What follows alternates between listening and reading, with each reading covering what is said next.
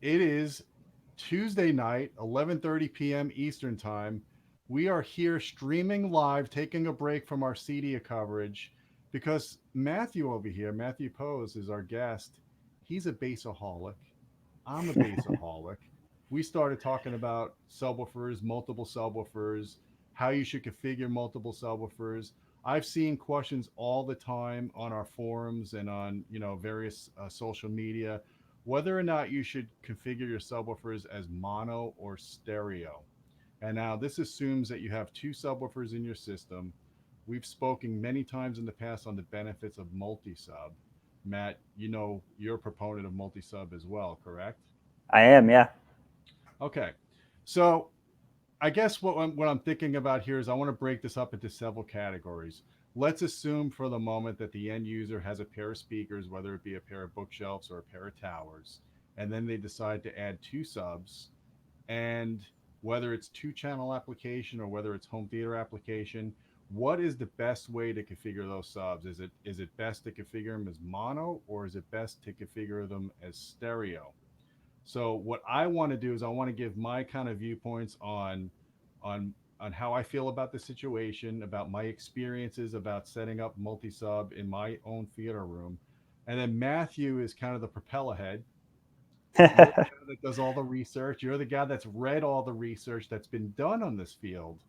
And I'm kind of the guy that just I'm in the field kind of testing it for myself and coming up with my own theories. But basically, what I would say to the audience, what I've always said in the past, is in most cases, you want that same signal going to every sub, which I would say would be a mono mixed signal.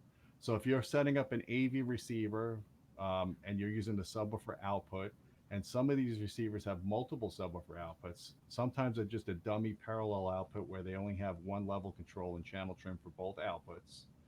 And then other times, the more advanced receivers, you get independent outputs. So you have the adjustment of delay and trim independent of each output, but they typically will still play the same summed mono signal plus LFE.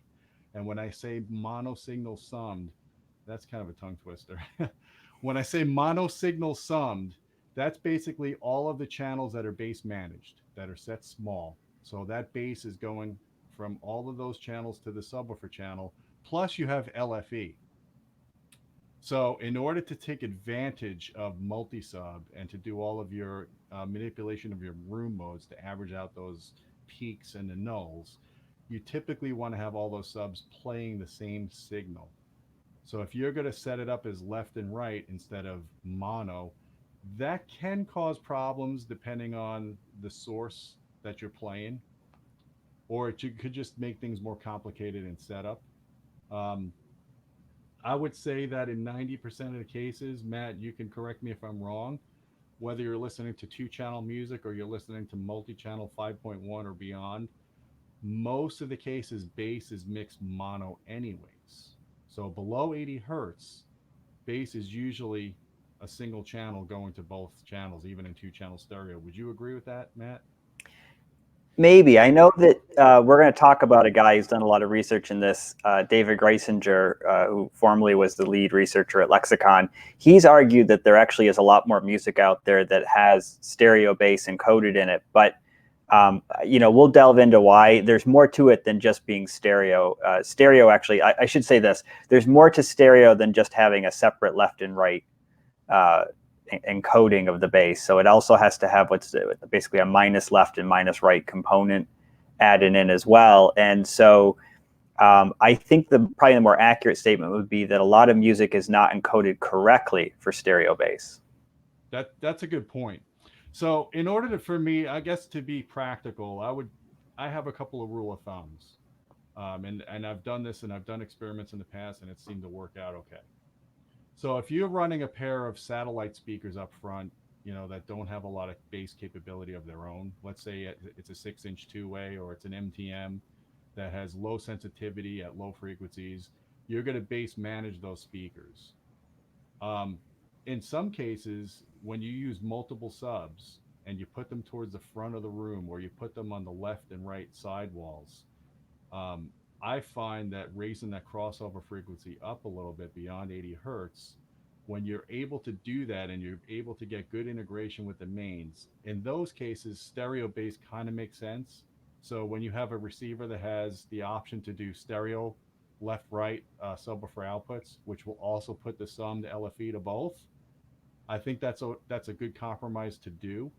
But in the cases where you're running already bass capable mains, which are already getting stereo sub, stereo bass to those speakers, and then you're strategically locating those other subs around the room, sometimes close to a listening area, just to even out the room modes. In those cases, I think the mono sum bass is the better way to connect. And I've run experiments where I've had stereo front speakers like my Status ATs, which are flat down to 18 hertz, and I have those set for stereo. When I added three mono subs in close proximity, I didn't hear any loss of perception of stereo mid bass or anything like that. In other words, whether I set those up as stereo or mono, I didn't perceive a difference. So maybe you could talk about what I was doing there and why I didn't hear a difference. If stereo bass is so important, how was I able to trick myself into running all the other subwoofers mono? Yeah, I'm really not surprised that you didn't hear a difference, and it's not a reflection on the quality of the setup so much as what stereo bass really is. So I think probably the first thing we need to talk about is what stereo bass is. You mentioned the idea that you have, two subwoofers on each side that are getting an independent left and right signal. But I think what's more important to understand about stereo bass is that the typical concept of what stereo bass is sort of a misnomer. Matt, a Now, quick interruption is that people are yes. saying that your mic is way louder than mine. I don't know if you have any way to. Oh, I can turn it down. I'm sorry, guys. I can't tell how loud I am. Yeah, I can't either. It sounds good to me. So does okay, guys, can you hear me? Okay, I'm using a different mic today. I'm trying to use my Rode mic, and maybe the gain settings are a little different on it, but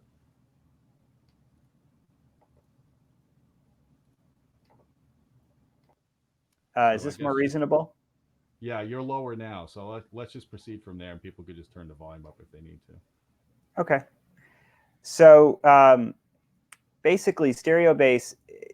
Well, when I started looking into this topic, I could just say maybe I'm the idiot. Maybe I'm the guy who just didn't get it, and the rest of you all who are watching this understood this. But I thought stereo bass referred to the idea that you could place uh, low frequency instruments like a bass or the bass sounds of a drum in different parts of the sound stage. So literally you could hear, like if somebody had a bunch of bass drums and they were playing them, I could hear the panning of the bass drums back and forth as they, let's say they did each one. Or, if it was just mixed that way and they had a bass signal moving around, I could hear the bass moving around. And, I had done the same test many had done and found that bass was very non-localizable. It didn't sound like it was coming from necessarily in front of me, and I couldn't hear it panning. So when I began to look into the topic, I actually stumbled upon David Greisinger's work and realized that that is not what stereo bass is.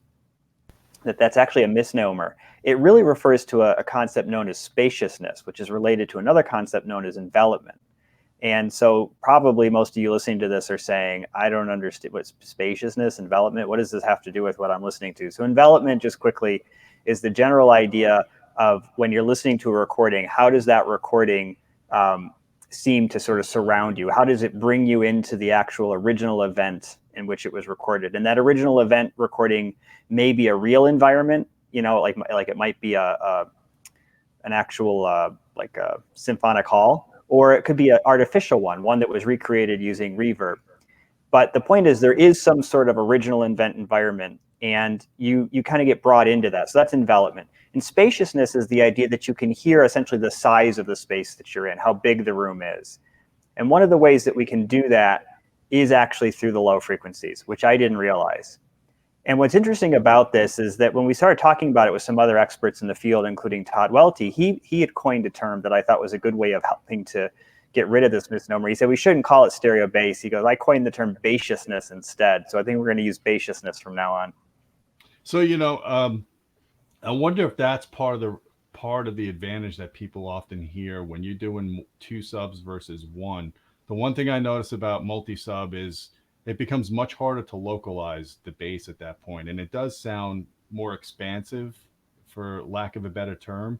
If you listen to systems that have one sub versus having two subs, it almost becomes like there's a virtual sub in the room. You can't quite tell where it's coming from, but you can kind of feel the presence of bass more around you than as opposed to sometimes when you just have a single sub, you don't necessarily localize exactly where that sub is, but you can kind of sense where the pressure waves are coming from, especially if that sub is closer to the listening area. Yeah, I do think you can sometimes tell the direction of bass sources in a room with speakers just by virtue of the pressure and the vibrations that it's creating. But in terms of the pure tones themselves, you don't tend to be able to tell where they're coming from. And without delving too deeply into the technical piece, I'll just say part of it is that the frequency wavelengths are very long relative to the size of the room, meaning that the reflections basically are as much a part of what you hear as are the direct sound. We've talked about this before. It's why we usually say bass sound quality is more your room than it is the subwoofer itself or the speaker itself. And the same reason that causes that is what causes essentially the fact that bass seems to kind of sound like it's coming from all around you in a room. It's basically all reflections, and you're hearing them practically equally. So we're going to go to that spaciousness idea. Let me share. I'm going to share the screen. You had some images you sent me, or did you want to? Did you want to do that? No, you can share those. Those are for setup purposes. So let me just quickly finish the spaciousness thing. So that refers to the idea that the bass tones themselves sound like they're coming from outside of your head rather than inside your head. When you sum to mono, the bass tends to sound like it's coming inside your head. But when you are able to get that kind of reverberation in the room that matches the way it would have been in the original environment, or the fake original environment in the case of an artificial recording, it tends to sound like it's coming out of your head. It's more natural. Now, here's where we get to what you said, though. So this is all a scientifically supported idea. It's totally legitimate. It makes sense. You talk to any expert on psychoacoustics, and they'll tell you, yep, this is a real thing. And yet, I guarantee that if most of the people who are watching this video right now try and set up a stereo-based setup and listen to music and go back and forth between mono and stereo with the subs, they won't hear a difference. Yep. And that is where we get into the next part of why does this even matter? Do you see the diagram on my computer? I do, yeah. So this, by the way, is an example of one of the ways in which a room can be set up to maximize the bass spaciousness, the spaciousness effect that we were talking about. And so what you'll see is the left and right mains are placed normally, but the subwoofers are placed to the extreme corners. Now, in a room of this size, this isn't a bad way to do it and get the effect, but it's not ideal. And so I'll show you a couple other room arrangements that actually can give you an even more enhanced effect. Okay, let me go to the next one that you have here. Sure. So the reason why this effect is so often not heard is that it's very easy to disrupt. It's actually disrupted by the room itself. Basically, the modes in the room cause your brain to not recognize the cues anymore. And so here, so in this example, you can see I actually have 6 subwoofers. You can see that they are each far to the left and right side. There are no subwoofers in the middle. What I've done is I've maximized the lateral difference between the two. And I set it up with 6 subwoofers because this is supposed to be an example of a room that's very long and narrow. And so in this case, what you can see is you would need to potentially add more subwoofers. And the reason you do this is the exact same reason why multi-subwoofers work. It helps to control the way modes are activated, which increases the likelihood that you can hear this effect. So the point of all this, real quick, so I could explain to people that are watching right now. Do you see my cursor on the screen? Yes, I see it. Okay, so these 3 subs are configured as left, and these 3 subs are configured as right. That's right, exactly. And it's maximizing the difference, essentially the path length between your head and the left and the right bass. And that increases the chance that you're going to hear this effect. And what's the crossover point here? Would it be 80 hertz, or would you be setting this higher? It's for the purposes of this kind of explanation, it's not important, but in practice, you'd have to pick a number that makes sense. So nothing's going to change the fact that at some point, those subs become localizable. And even though we've maximized their distance to the sides like this, I would say that you might, for instance, cross those front subs higher, but the ones that are close to you as the listener and the ones behind you, I would cross those at 80 hertz or lower just to avoid it, probably 80 hertz, just to avoid any chance of localizing them. You know, and I've done this myself in my room. I have an L-shaped room, and I had 4 subs, but I still had a bad mother-in-law seat in the back right corner. Mm-hmm. And I put a sub in that back right corner that was literally only 3 feet away from that seat. And I basically made it like a bandpass response. I rolled it off at 25 hertz because it didn't have a lot of low frequency output compared to my other subs. But then I also put a low pass on it at around 70 hertz at a very high cutoff because I didn't want to have the chance of localizing it. And I also fired the woofers at the wall as opposed to firing the woofers towards the listening area because it actually helps high pass the response to basically have less localization. Yeah, low passes it. You're Sorry. right. Yeah. For those of you if you have a noisy subwoofer that just seems to make a lot of mechanical noise, try pointing if the port is really noisy, try pointing that at the wall. If the woofer is really noisy and it doesn't have a port, point that at the wall. It's just a trick that happens to get rid of some of that noise. Well, why don't we go back into this really quick? So what I was really getting at is why doesn't this matter, right? So we talked about the fact that it's a real effect. You can hear it. It adds to the realism of the performance. And yet you said you tried it and you couldn't hear it. And I'll tell you, as somebody who really looked into this for a while, I was able to recreate the effect. I actually talked and worked with David to figure out how to do this. He sent me some specially derived test tones and musical tracks to test it out. I could set up a system where I could hear it. And yet I found time and time again that it was very easy to set up a system where I could not hear it, or I could do something to a system where I once heard it and then I didn't hear it anymore. Why? As I said, the room just wants to mess with you. It just screws it all up. The modes in the room interfere with our ability to hear this. And so then the issue became, once I was able to set up a system where I could hear it, did it even matter? Did I listen to it and say, oh my gosh, this sounds so much better than before? And this is my personal opinion, David, I know, thinks this is a really important effect that adds to his sense of realism when he listens to recordings. And for him, it ruins the experience when he doesn't hear it.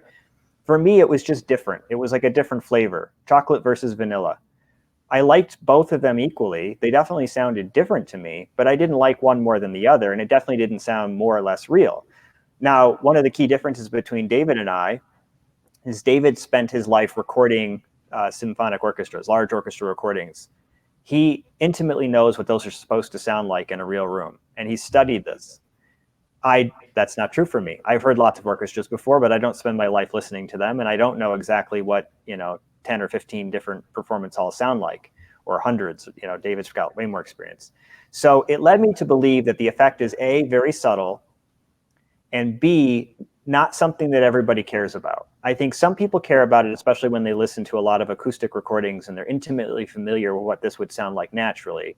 But for most of us that are used to more derived music where the environment is kind of artificial and fake, I think this effect isn't even possible. It's not in the recording.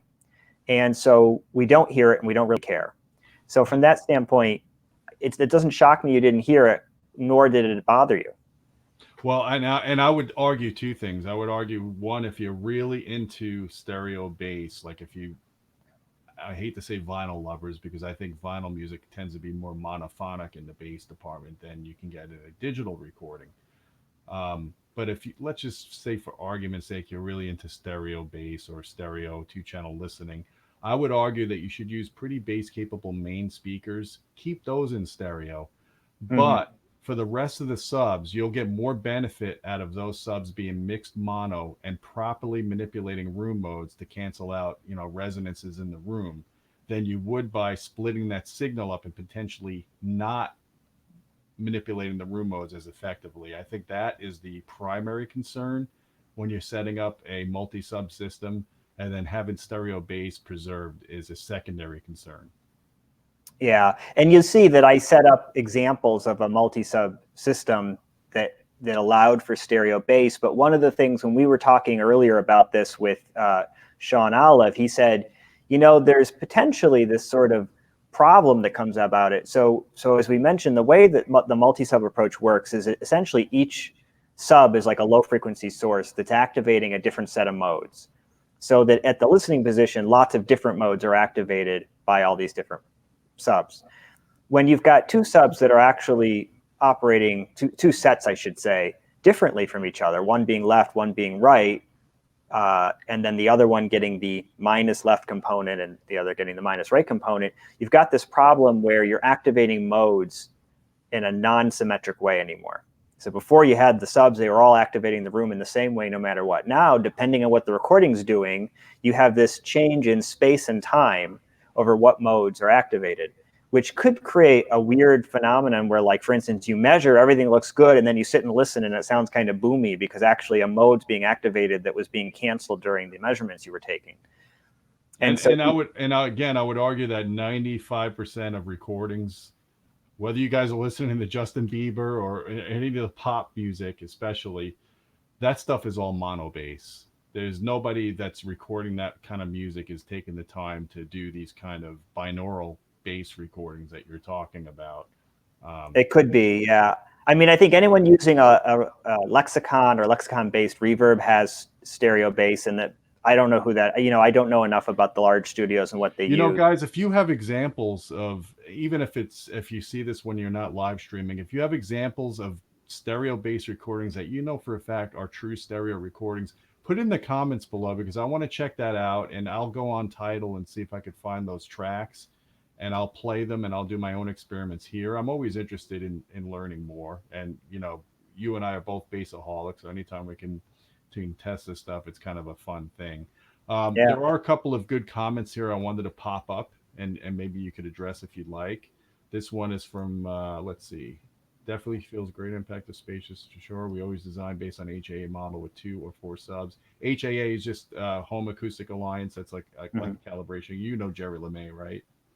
Mm-hmm. Yeah, I mean, we're not. Good guy, good service there. So I just wanted to throw that out here, and I agree with what's being said here.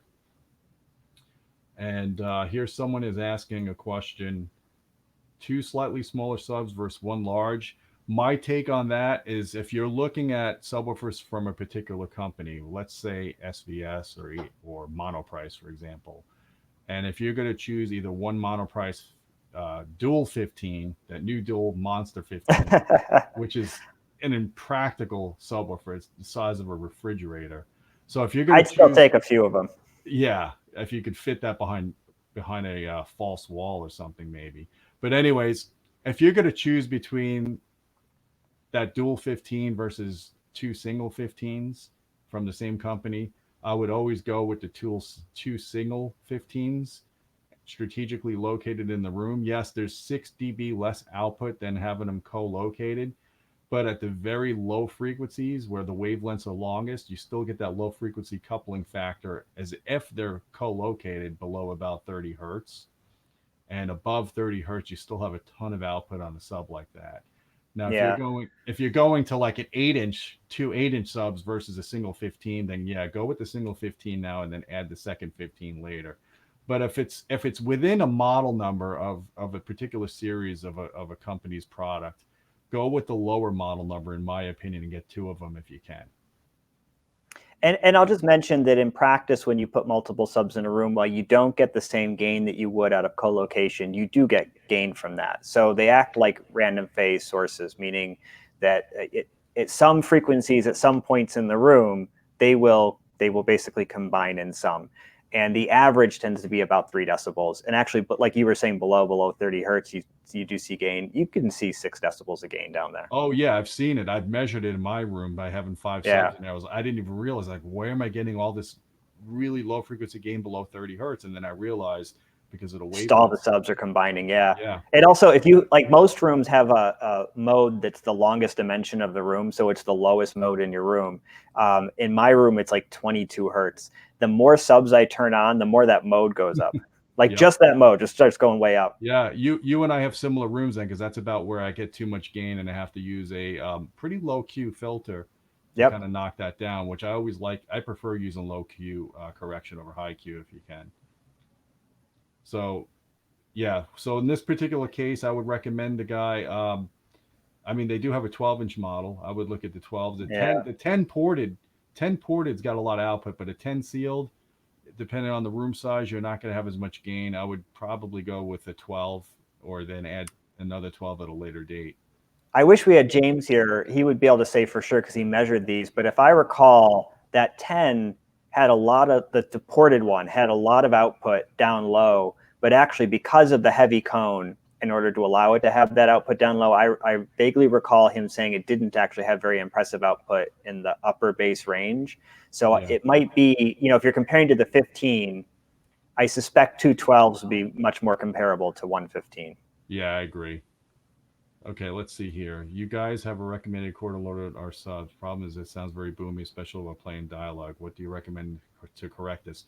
If your subs are sounding boomy in the dialogue, then there's something wrong with your bass management because that shouldn't be the case. That should be if you have a low pass filter, a fourth order low pass at 80 hertz, you shouldn't be hearing dialogue, regardless of where you're putting that sub. Um, Matt, maybe you Yeah. want to offer some advice there too. Well, there's a couple things. I mean, so the reason why people tend to have the most problems when they put subs in the corners is that it activates the most different modes. So basically, it makes it the most boomy. It's not that that's a bad location. It's that when you do one sub in just a corner, that tends to very unevenly activate a bunch of modes very strongly. If you do in the four corners, though, on the other hand, it's a little bit more evenly kind of affected, if you will, and it doesn't tend to do that. So the recommendation we were giving was for 4 subwoofers or 6 subwoofers in the corners potentially, even 2. I don't know that I would place one single subwoofer in a corner unless you've got good equalization you can play around with. The other thing is that I would use the 1/4 placement rule, 1/4 of the length of the room.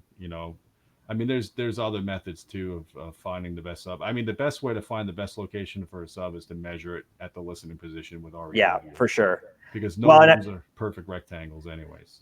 The next thing I was going to say too was I've had a lot of people send me the measurements from their room before, and a lot of guys, and I get it, I do it too, but a lot of guys turn their subs up too loud, and then they talk about it being too boomy. One of the things is that when you look at the response of your system, if you suddenly see like a 10 decibel jump where it transitions at 80 hertz to your subs, that's too loud. It should be ramping up. 10 decibels at 20 hertz is fine, but at 80 hertz, that's too much. Yeah.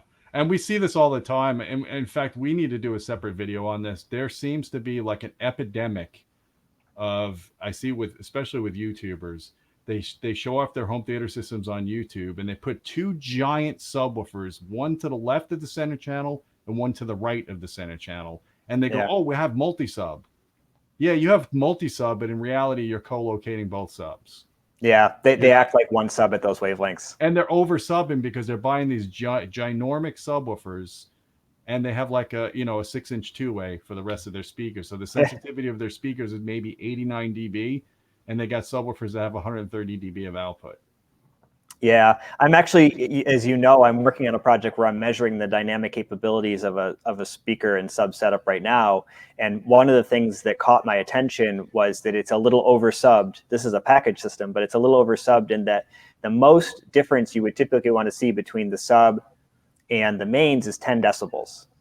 And what I'm seeing is closer to 15 decibels. And you're right, when people end up getting really big subs with small speakers, they're often getting 15, 20, maybe even 30 decibels more output in the bass than the mid and high. I mean, if you really like to turn it up, but the reality is that means you should be turning it up 20 decibels louder. And if you don't like that, then that's too much sub. And I would think most people wouldn't like that. And just to go back to that point where someone said that the bass was boomy when they had their subs in the corners, if you just throw your subs in the corners and you're not doing anything to equalize the response, that is going to be a problem. So you want to get the subs strategically placed. Then you want to measure at the primary seats, and you want to find the common modes that are still problems. So once your seat-to-seat consistency is close, then EQing those bumps out should work for all your seats, not just for one seat.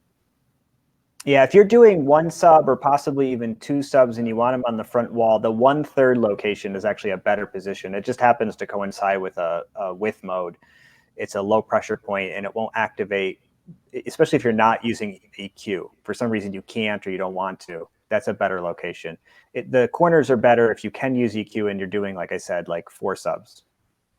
Yeah, I got you. So another question we have here, so about mixing and matching subs and the second sub, I can't find a replacement for the one I currently have. my viewpoint on that is you can mix and match subs provided that you match their very low frequency response and slope. So you have to have a similar high pass shelved response between subs. Otherwise, you could cause phase cancellations if you, for example, combine a sealed sub with a ported sub. The sealed being a 12 dB per octave roll off and the ported being a 24 dB per octave roll off. Then at the tuning frequency of that ported sub is where you could start seeing major phase cancellations when it plays with that sealed sub. Yeah. What I typically see when people mix ported and sealed, so there's nothing wrong with doing that, but what you often see is down at the lowest frequencies below, typically below or at and below the tuning frequency of the ported sub is significant cancellation. So, like in my room, I do have a sealed and ported sub, and I've done some tricks to make them mix together, but the ported sub is tuned at 18 hertz. So in order to have output below 18 hertz, I basically had to flip the phase only below 20 hertz on the sealed sub. And that allows them to combine correctly. But, it's tricky, and I don't know that most people can do that. Yep. So, to stay on topic to what we were talking about and to recap it, yes, there is merit to stereo bass, but maybe not for the reason you were thinking. And in most cases, it's too much of a hassle to try to set it up because most of the time you're not going to hear it. It's more important to manipulate the room modes properly through multi-sub playing the same bass signal. Would you agree with that? Yeah, I agree with that. What I think my final conclusion after doing all my research onto this topic was if you're somebody that listens to a lot of orchestra music or a lot of natural recordings, you might want to play around with this. You might find this enjoyable, especially if you're very into it. You go to a lot of live concerts. For a lot of other people, I think that this might not be a road that serves you well, and you probably are better off spending more time ensuring that you have basically a good flat bass response. I will tell you this. I went to the sound labs at Odyssey in LA years ago, back when Odyssey was like really trying to get out there with their room correction system. And they set up an 11-channel demo. This is way before immersive surround sound. And the original founder was there, Thomas Holman, I believe his name is, from THX. He was a big proponent of stereo bass, putting the subs to the left and right mid walls. And they were talking about how they were going to set all this up and kind of try to push this forward in a standard for receivers. I didn't see anything come of it. I just think it's too complicated for most people to worry about, like you were saying. And I don't think it's not something that really caught on industry wide. So I don't see any room correction companies saying that, hey, when you set up your multi-sub, you need to be configuring your subs as stereo bass. I know that some of the more advanced receivers offer that option. They offer you a mono mix. They offer you stereo left, right, or they offer you front and back. And I would say never use the front and back option. It's a retarded option. I've seen Denon and Yamaha both offer this option. And all it's doing is it's putting some mixed bass into one subwoofer where all the channels are set small. And then the other channel or the other subwoofer just gets LFE. And that's not the right way to set up multi-sub because you're not getting the same signal going to all those subs. So in such a case, when you have a receiver that has these multiple bass options, either use the mixed mono or use the stereo left, right, if you're actually applying symmetry and you're putting those subs, to the left and right of the room. Otherwise, just use the mono mix in 99% of the cases. Makes sense. So I think we've hit this topic. I think we could probably do another topic about bass. I'd like to have you get James on board here. We could have a little fight or a little shoot off between ported versus sealed subs, because I keep seeing this come up in the forums where people are saying, "Oh, sealed subs are faster than ported subs," and I think that's the next topic about bass we should cover. We should have a shootout. We should have a ported versus sealed sub at your place, and just do a whole, YouTube session on that and get people's take on that and go over some of the science to kind of demystify ported versus sealed subs. Well, there's definitely a lot of, we could call it nonsense or we could call it misinformation on subwoofers and how they work. I think low frequencies in general, that makes this really confusing. But at the same time, as you know from our discussions, James and I don't fully agree what the perfect subwoofer would be. And so I think it would be interesting, to have us try to talk about this. Maybe I will be the moderator in yeah. this discussion because I think it should spark a good debate here. Well, we have some relatively small subwoofers that we can toss around. So who knows? Maybe we'll just start fighting. Have a subwoofer throw off. Yeah. So in that case, it'd be a lot easier to throw the sealed sub than the ported sub, I would think. It would. Yeah, you're right. And James prefers ported, so. Right. I got you. So you could throw multiple sealed at him. Yeah, that's right. Awesome. I got a guys. couple of 12s. Well, Matt, thanks again for contributing here. I think you should write up a technical article on this topic that we could frame around this video for people that are more interested in it and they want to dive deeper, because I know you sent me some white papers that are well researched. I think people would find interesting if you could kind of summarize in an editorial form. I think that'd be a great thing to cover. So we will revisit that on the audioholics.com website. So guys, I hope you like this video. Please subscribe to the channel. Please hit the thumb up on it. YouTube is getting really flaky now with how it's sharing content. And if you don't thumb up our videos, it like the algorithm kind of dies that video off in like a week or two. So make sure you share this video, like it. Check out our Patreon at patreon.com/audioholics. We have a bunch of CDA videos that are posted there that are not live yet on the YouTube channel. So if you're a patron, you get to see that stuff first, all these great new products.